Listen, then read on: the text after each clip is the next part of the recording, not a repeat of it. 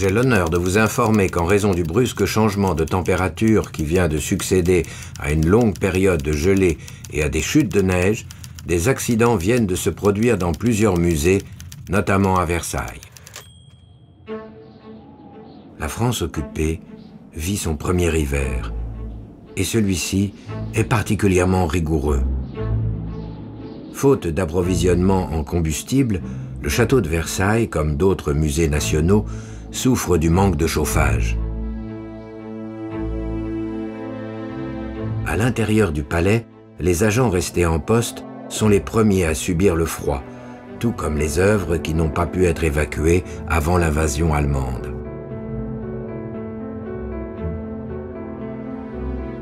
C'est dans cette ambiance glaciale que commence la remise en état du château, réclamée par les Allemands depuis leur arrivée en juin 1940.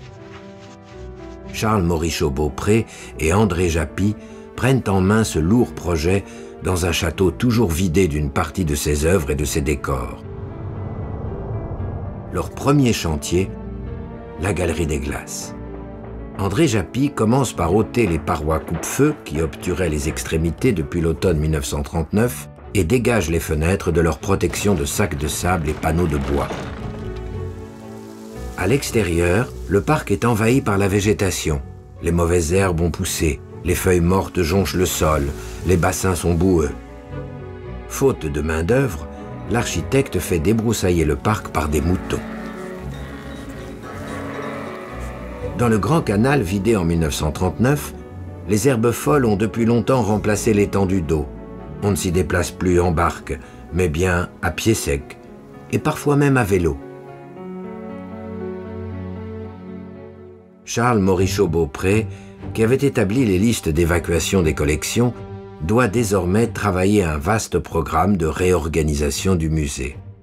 Le musée de Versailles ne s'adresse pas uniquement aux savants, aux érudits. Avant tout, il doit montrer à nos enfants et aux étrangers tout le déroulement de notre histoire. C'est seulement ainsi que la leçon est saisissante.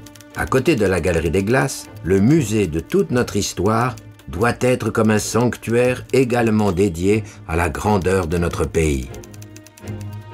Parallèlement à ce projet ambitieux, le conservateur prépare la réouverture de plusieurs salles dans l'aile nord du palais pour le public français, privé du musée depuis le 25 août 1939. Le château rouvre ainsi partiellement ses portes le 1er juin 1941. S'ils sont moins nombreux qu'à l'été 1940, les Allemands sont encore bien présents à Versailles. Seuls ou en groupe, ils se rendent presque quotidiennement au château où ils continuent de bénéficier d'un accès réservé, placé sous bonne escorte. Soldats, officiers, mais aussi grands dignitaires se pressent inlassablement dans ces salles et dans ces jardins. Des visites sont capturées en images par les soldats eux-mêmes, ou plus rarement par les actualités. En cette année 1941, les dégâts commis par les soldats sont de moindre importance, mais continuent d'affecter les gardiens restés sur place.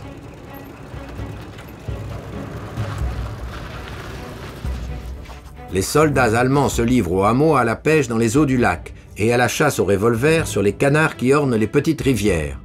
Malgré toutes les observations qui leur ont été faites, ces soldats allemands feignent de ne pas comprendre les observations du service de surveillance et continuent chaque jour la dévastation de ce domaine. Le 27 août 1941, à Versailles, le jeune résistant Paul Colette tire sur Pierre Laval. L'ancien ministre, artisan de la collaboration avec l'Allemagne, qui passait en revue les volontaires français sous uniforme allemand à l'une des casernes proches du château, n'est que légèrement blessé. L'atmosphère se tend. À Versailles, comme partout ailleurs. l'Allemagne nazie durcit ses actions militaires et renforce sa présence dans le ciel européen. À Versailles, on craint le pire, car les survols du domaine par les avions de la Luftwaffe sont de plus en plus fréquents. Il est vrai que la bataille se joue alors en grande partie dans les airs, ce qui n'est pas sans conséquence sur le château.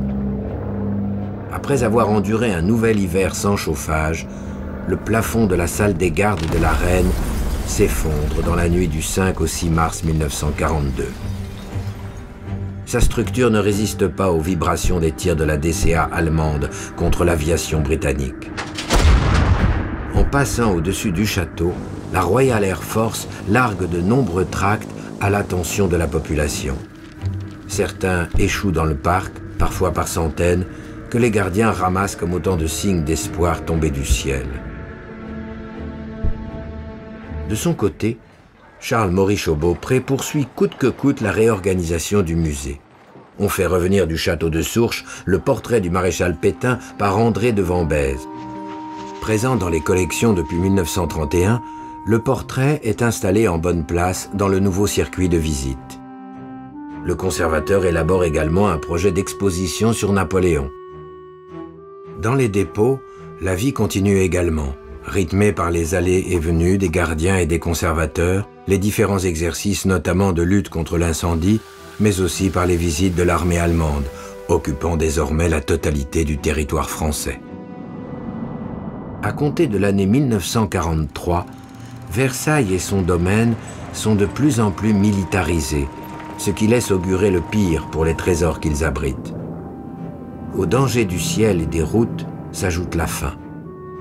La malnutrition qui touche les agents de surveillance jusqu'aux conservateurs les amène à exploiter la moindre parcelle de terre cultivable du parc.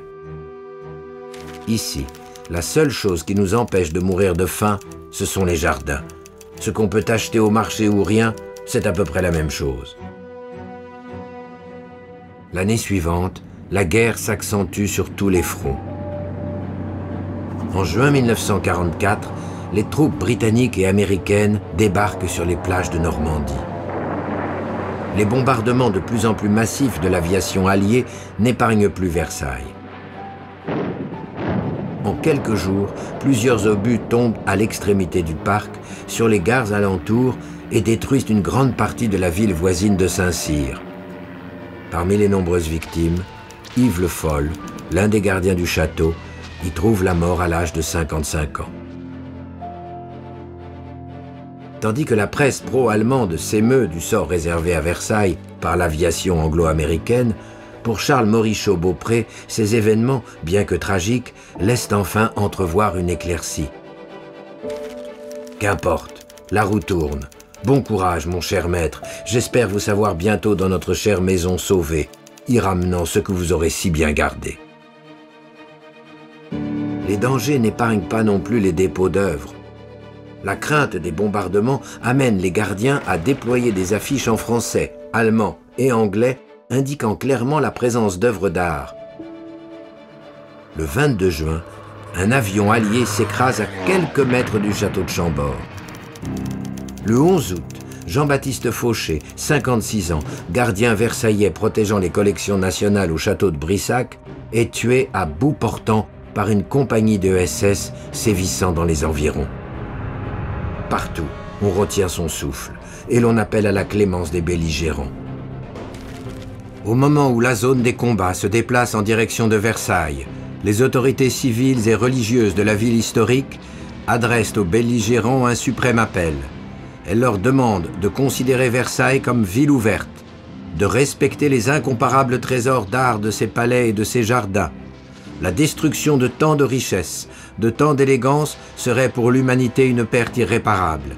Ni les armées allemandes qui se souviennent que c'est à Versailles que fut scellée l'unité de l'Empire allemand, ni les armées américaines qui n'oublient pas que c'est à Versailles que fut consacrée l'indépendance des États-Unis, ne voudront assurer devant le jugement de l'histoire une aussi écrasante responsabilité.